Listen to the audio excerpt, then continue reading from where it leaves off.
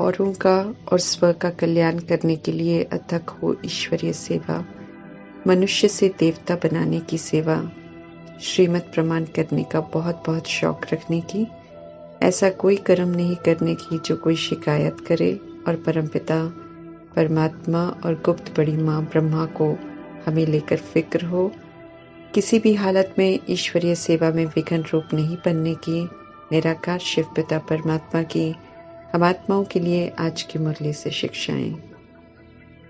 मर्यादाओं की लकीर के अंदर रहने वाले सदा लॉ एंड ऑर्डर पर चलते हैं। हम रूहानी सेना वालों के लिए मुख्य लॉ, जिसमें सब लॉ आ जाते हैं, वो यही है कि कभी भी अपनी देह को व अन्य देहधारी की तरफ नहीं देखना है। हर कदम बाप की तरफ उठाना है। अगर जरा भी देहधारी व अपनी देह को देखा तो जो मंजिल है कि बाप तक पहुंचना है, वो बाप से मिलना है, तो वहां तक पहुंच नहीं सकेंगे। ईश्वरीय मर्यादाएं, श्रीमत, शिक्षाएं, धारणाएं हम रूहानी सेना के लिए लॉ एंड ऑर्डर है, जिसके प्रमाण चलेंगे तो हम सेफ भी रहेंगे और मर्यादा पुरुषोत्तम भी बन जाएंगे। शरीर में रहते मैं आत्मा इस शरीर से अलग हूं का अभ्यास अर्थात अशरीरी बनने का अभ्यास पक्का करेंगे तो स्मृति स्वरूप बन जाएंगे, अर्थात सतोगुणी आत्म अभिमानी बन जाएंगे, तो समाप्ति के समय को समीप ला सकेंगे।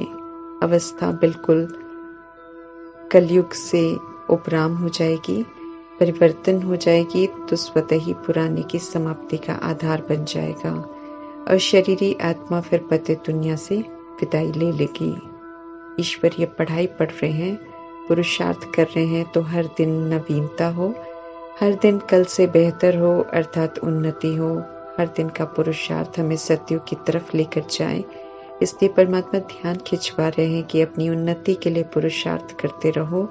ज्ञान रत्नों को शेयर कर, अर्थात उन्हें भी परमात्म सत्य और शिक्षाओं से परिचित कराकर अपना भी तो औरों का भी कल्याण करने के निमित्त बनो। स्मृति रहे कि करावनहार परमपिता परमात्मा करा रहे हैं, मैं करनहार हूँ। कभी भी देह का अभिमान न आए कि मैं कर रहा हूँ। रौरव नर्क में आकर पवित्रता के सागर परमपिता परमात्मा ने ईश्वरीय परिवार की रचना की है। चारों तरफ देह अभिमान और विकारों का वायुमंडल है, रावण का राज्य है। ऐसे में परमात्मा जब हम आत्माओं को अडॉप्ट करते हैं तो ईश्वरीय नियम, श्रीमत और मर्यादाओं प्रमाण चलने की समझ देते हैं। अगर हम ईश्वरीय मर्यादाओं प्रमाण चलते हैं तो हम मर्यादाओं की लकीर के अंदर हैं। लकीर के अंदर हैं तो परमात्म छत्र छाया में है। रावण अंदर आ नहीं सकता है, अर्थात देह अभिमान और विकारों की बीमारी छू नहीं सकती है। मर्यादाओं की लकीर के अंदर हैं तो समझ से विस्मृत हो नहीं सकते हैं। ज्ञान गुण शक्तियां सब स्मृति में स्पष्ट रहेंगी तो माया का प्रभाव पड़ेगा नहीं। माया आती तब है जब हम परमात्मा को, उनकी शिक्षाओं को भूल जाते हैं, फिर हार खाते हैं माया से। माया जीत बनने के लिए परमात्मा वरदान दे रहे हैं कि सदा मर्यादा की लकीर के अंदर रहो तो सदा छत्र छाया की अनुभूति करेंगे, माया पर जीत प्राप्त कर विजयी बन सकेंगे। परमात्मा की याद में रहना है, ये मर्यादा है। सब कुछ जानकर भी अगर हम परमात्मा को याद नहीं करके किसी और को याद करते हैं तो हम मर्यादा की लकीर के बाहर चले जाते हैं। बाहर जाने से परमात्मा की छत्र छाया नहीं मिलती है, फिर दुखी होना तय है। परमात्मा की याद ही हम आत्माओं के लिए छत्र छाया है। जितना हम याद में रहेंगे उतना परमात्मा के साथ का अनुभव करेंगे। उनकी छत्र छाया में रहना अर्थात पूरी तरह सुरक्षित रहना। संकल्प में भी कभी हम परमात्म छत्र छाया से बाहर न निकले, हमें अटेंशन रखना है, क्योंकि संकल्प में भी निकलेंगे तो माया के पार से बच नहीं सकेंगे। इतना खतरा है मर्यादाओं की लकीर से बाहर निकलने का। अंदर में है तो हिम्मत नहीं है कि माया रूपी रावण की कोई कमी कमजोरी अंदर प्रवेश कर सके और अपने वश कर कोई उल्टा कर्म करा सके। मर्यादाओं की लकीर के अंदर है तो पास्ट के विक्रम विनाश होते जाएंगे, नया कोई पाप कर्म नहीं होगा, हल्के होते जाएंगे, ज्ञान वर्षा होती रहेगी, अर्थात राज सारे समझ में आते जाएंगे। मर्यादाओं की लकीर के अंदर है तो संकल्प, बोल, कर्म सदा श्रेष्ठ होंगे। मर्यादाओं की लकीर के अंदर हैं तो परमात्मा हमारी जिम्मेवारी लेते हैं, लेकिन अगर हम मर्यादाओं की लकीर के बाहर निकलते हैं तो श्रीमत की जगह मनमत को और परमत को यूज कर परमात्मा की अवज्ञा करते हैं तो अपने लिए हम खुद जिम्मेवार होते हैं। फिर परमात्मा की छत्र छाया से खुद को वंचित कर लेते हैं और खुद को माया के हवाले कर देते हैं। होशियार माया फिर अपना बनाकर ही छोड़ती है, हार खिलाती है, दुखी करती है। कल्याणकारी परमात्मा कहते हैं कि सदा मर्यादाओं प्रमाण चलकर मेरे साथ का अनुभव कर लो तो फिर कभी भी छत्र छाया के बाहर नहीं निकलेंगे और माया जीत बन जाएंगे, अर्थात कभी भी माया के प्रभाव में नहीं आएंगे। जो प्रभाव मुक्त है वही तो विजयी रतन है। ईश्वरीय सेवा मीठे परमात्मा की सेवा है, सभी को मीठा पवित्र बनाने की सेवा है। इसलिए जैसे परमात्मा मिठास से सेवा करते हैं, ऐसे ही उन्हें कॉपी कर अपने स्वभाव में रूहानी मिठास होनी चाहिए। परमात्मा हम आत्माओं से ये आश रखते हैं। अज्ञान काल में क्रोध से आंख दिखाकर कोई कार्य करने को कहते थे। ज्ञान मार्ग में अपना बहुत नुकसान होगा, डिससर्विस की लिस्ट में आ जाएंगे अगर हम ये रवैया अपनाएंगे तो। हम आत्माओं में क्रोध और अहंकार बिल्कुल नहीं होना चाहिए। ध्यान खिंचवा रहे हैं परमात्मा। ये विकार रूहानी ईश्वरीय सेवा में बहुत बड़ा विघ्न है। माया है जो आत्माओं को संशय बुद्धि बना देती है और परमात्मा का हाथ और साथ छोड़ देते हैं। ईश्वरीय सेवा के लिए नौकरी छोड़ना और समर्पित होना इसकी इजाजत नहीं देते हैं परमात्मा, क्योंकि ईश्वर के नाम पर नौकरी छोड़कर फिर सेवा नहीं करेंगे और यज्ञ से सेवा लेते रहेंगे तो बोझ चढ़ेगा। सावधान कर रहे हैं परमात्मा। ओम नमः शिवाय। जब हम भक्ति में कहते हैं तो मंदिर को और शिवलिंग को याद करते हैं, उनके बारे में यथार्थ कुछ नहीं जानते हैं। अभी परमात्मा से समझ मिलती है कि ओम नमः शिवाय अर्थात मैं आत्मा शिव को नमन करती हूँ। ओम आत्मा को कहते हैं। अभी शिव पिता परमात्मा से उनका यथार्थ परिचय मिलता है, इसलिए अब हम शिवलिंग के चित्र को नहीं कहेंगे, बल्कि अब तो समझ मिल गई है कि शिव निराकार ज्योति बिंदु है और हम ज्योति बिंदु आत्माओं के अविनाशी पिता हैं। और अब हम आत्माओं के कल्याण अर्थात वाम मार्ग से सीधे मार्ग में लाने के लिए बाप बन पाप की पालना दे रहे हैं। शिक्षा बन हम आत्माओं को पढ़ा रहे हैं, सहज राजयोग और ज्ञान सिखा रहे हैं। उनकी ये मुरली ही सच्ची शिव पुराण गीता है। सदगुरु बन वरदान दे रहे हैं ताकि पुरुषार्थ हम आत्माओं का सहज हो जाए। भक्ति के शास्त्र मनुष्य आत्माएं लिखती हैं, इसलिए उनमें परमात्मा द्वारा सुनाया गया सत्य नहीं है। चूंकि मनुष्य पुनर्जन्म में आते हैं, इसलिए सृष्टि रूपी ड्रामा का सत्य बता ही नहीं सकते हैं, बल्कि वे एक दूसरे से सुनकर कथाएं लिखते हैं, इसलिए उन्हें दंत कथाएं भी कहते हैं। परमात्मा जो ईश्वरीय पढ़ाई पढ़ाते हैं वो सच्ची गीता है, उसी से देवी देवता धर्म स्थापन होता है। परमात्मा पुनर्जन्म में नहीं आते हैं, इसलिए ड्रामा का सत्य जानते हैं। कृष्ण की आत्मा पुनर्जन्म में आती है, इसलिए सांभरी बनती है, अर्थात 83 जन्म लेकर पतित बन जाती है। दादा लेखराज के नाम रूप से पाठ बजा रही कृष्ण की आत्मा को परमात्मा अडॉप्ट करते हैं, ब्रह्मा नाम रखते हैं तो उनका 84वां मरजीवा जन्म शुरू होता है, जिसमें वे परमात्मा का रथ भी बनते हैं, संपूर्ण पवित्र अर्थात गोरा बनने का पुरुषार्थ भी करते हैं और फिर बाप समान निराकारी, निर्विकारी, निरअहंकारी बनकर अव्यक्त बन जाते हैं।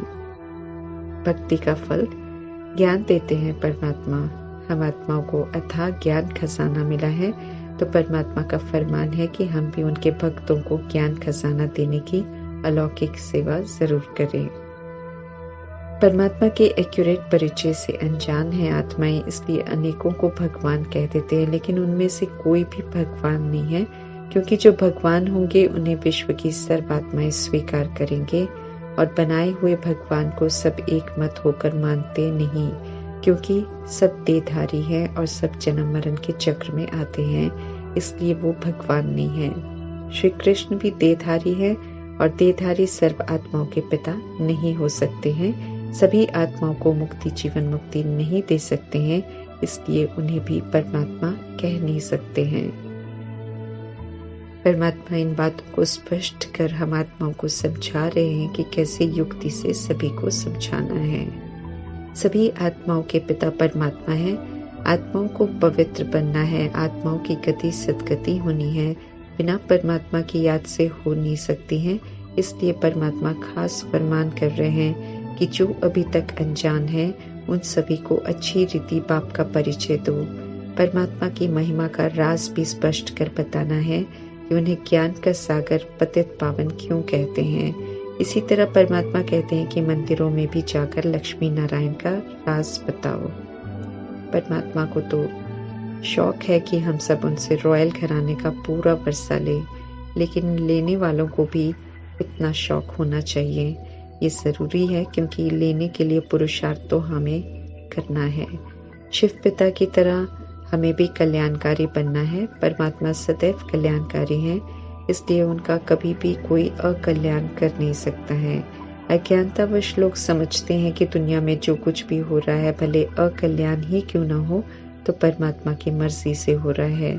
अब सभी को बताना है कि वास्तव में अकल्याणकारी तो रावण रूपी देह अभिमान और विकार है, जिसका दान देना है और फिर कभी उसे यूज नहीं करना है।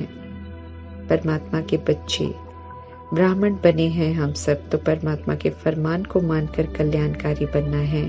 ज्ञान धन का दान हमें जरूर करना है। परमात्मा स्पष्ट कर रहे हैं कि उन्होंने पतितों को पावन बनाने का कार्य करना है, इसलिए वे वृद्ध तन में आते हैं ताकि सभी को बच्चे बच्चे कहकर संबोधित कर सकें। छोटे शरीर में अर्थात कृष्ण के शरीर में आकर ऊंची पढ़ाई कैसे पढ़ा सकते हैं। दुनिया में तो बहुत कुछ होता रहेगा, रूहें भी बहुत भटकेंगी इधर उधर। हमें निराकार परमपिता परमात्मा की याद में रहना है। अपनी और दूसरों की देह को भूलना है। देह के भान से भिन्नता आती है। ईर्ष्या द्वेष सब देह के भान से होता है। इसलिए परमात्मा कहते हैं कि कोई और बात में नहीं जाकर मुझे याद करो और इसी याद की यात्रा में रहो। मन परमात्मा में लगा हुआ हो।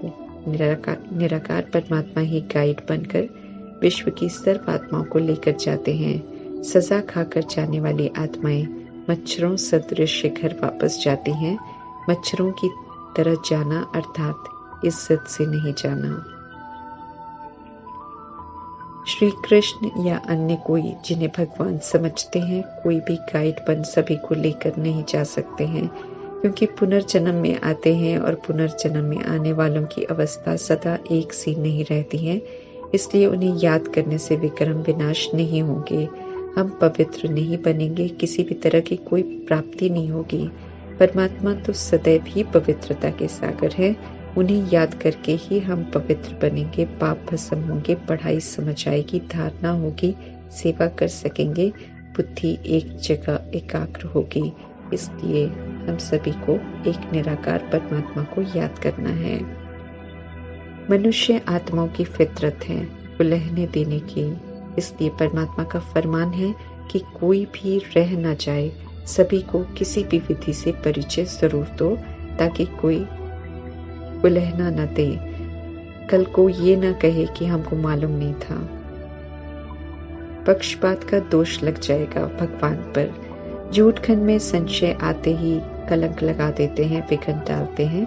यादगार में जो कथाएं लिखते हैं उनमें भी देवी देवताओं पर, कृष्ण पर, शिव और शंकर को मिलाकर परमात्मा पर भी कलंक लगाते हैं। संगम युग में भी जब परमात्मा पवित्र रहने का फरमान करते हैं ब्रह्मा मुख द्वारा, तो प्रजापिता ब्रह्मा पर भी कलंक लगाते हैं कि घर बार छुड़ाते हैं, भगाते हैं, जबकि ऐसा होता नहीं है। शुरू में तो स्व इच्छा से समर्पित हुई थी आत्माएं, क्योंकि पवित्र रहने में विघ्न पड़ते थे।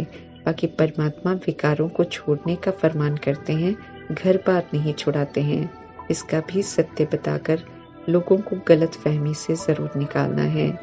संगम युग समाप्ति की तरफ है, इसलिए सत्य की प्रत्यक्षता होनी है। झूठ और सत्य का अंतर सभी के आगे स्पष्ट होकर, रियलाइज होकर फिर ड्रामा क्लोज होगा। इसलिए परमात्मा बार बार कह रहे हैं कि सभी को शिव बाबा का एक्यूरेट परिचय दो, जिनसे मुक्ति, जीवन मुक्ति का वर्षा मिलना है।